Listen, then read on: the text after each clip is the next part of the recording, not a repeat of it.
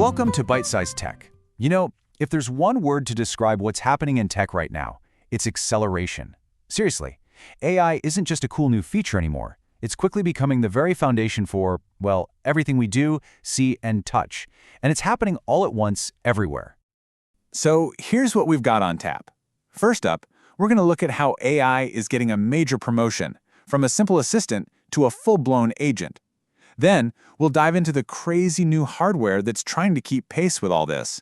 After that, we'll see how it's shaking up the services you use every day. And finally, we have to talk about the big one, privacy and security in this brave new world.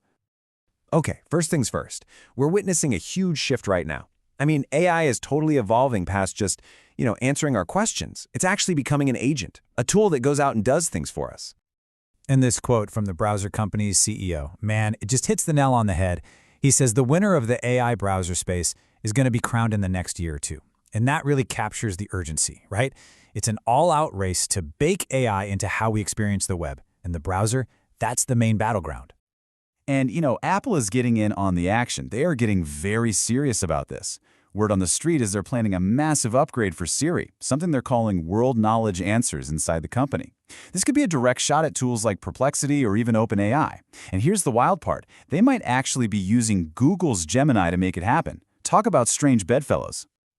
Speaking of Google, they're making a huge move themselves. It's pretty much the end of an era. The Google Assistant we've known for years, it's being replaced. Starting October 1st, the much more powerful, more conversational Gemini AI is taking over the whole Google Home ecosystem. The goal? To make talking to our devices feel a whole lot more natural. Okay, so what does this leap from assistant to agent actually look like? Well, check this out.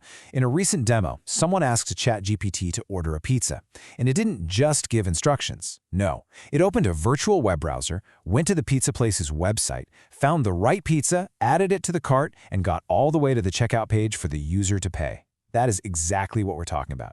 It's not just answering questions, it's completing multi-step tasks all on its own. And this newfound power is showing up in all sorts of creative and productivity tools. It's pretty wild. For instance, Google's Notebook LM can now create audio summaries or even debate your notes with you, using AI voices. At the same time, AI image generators like Gemini are getting way better at understanding really complex creative instructions. And get this, the new Pixel 10 Pro camera is going to use generative AI to clean up those super grainy 100x zoom photos. That's pretty cool. Now, of course, all this super smart AI needs some serious muscle to run on. So let's shift gears and look at the hardware, because this AI wave is totally reshaping the devices we hold in our hands, and there have been some major announcements this week. So let me ask you this. A 16-inch laptop that's lighter than a 13-inch MacBook Air? I mean, that sounds like it should be impossible, right? It almost defies the laws of physics.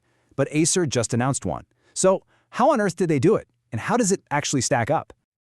And the specs are just incredible. You're looking at the new Acer Swift Air 16. It's got that big, beautiful 16-inch OLED screen, but it weighs only 2.4 pounds. For perspective, Apple's smaller 13-inch MacBook Air is 2.7 pounds. So yeah, bigger screen, less weight. This is a direct shot across the bow at Apple's dominance in the Ultrabook world. And what's under the hood is just as impressive. Acer also showed off the very first laptop with Intel's next-generation Panther Lake chip. We're talking a promised 25% boost in speed and a 38% jump in efficiency. It's just more proof that the entire industry is moving at an absolutely blistering pace to keep up with the demands of AI. And trust me, the competition is just as fierce over in the smartphone world.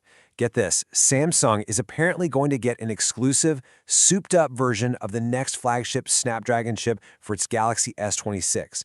The rumors say this Snapdragon for Samsung will be clocked higher than the standard version that all the other brands get, giving them a pretty sweet performance edge right out of the gate. And it all comes back to AI, right? This massive demand for AI features is what's driving all this hardware innovation. I mean, Samsung just unveiled its new Galaxy Tab S11 and S11 Ultra. They're the thinnest tablets Samsung has ever made. But what's the big selling point? Not the thinness, really. It's the whole suite of new Galaxy AI features that the hardware is built to power. Okay, so we have smarter AI and faster hardware. But what does all of this actually mean for the digital services you and I use every single day? Well, turns out we're seeing some pretty big shifts. First up, a pretty big change from Amazon. Remember that old Prime Invitee program that let members share their free shipping benefits? Well, it's officially coming to an end. This move is apparently tied to Prime signups slowing down, and it's really part of a much bigger trend, right? The whole industry is cracking down on account sharing. We've seen it from Netflix, we've seen it from Disney+, and now Amazon's getting in on it. But hey, while some companies are making it harder to share, Google's actually making it easier. Quick Share on Android is getting a big redesign to make it simpler and way more reliable. And there's this really cool new feature called audio sharing. It lets you use one phone to broadcast audio to a bunch of different Bluetooth headphones at the same time. You just share a QR code and boom, everyone's listening together. Pretty neat. All right, but with this massive, powerful wave of new tech, there's always a dangerous undertow.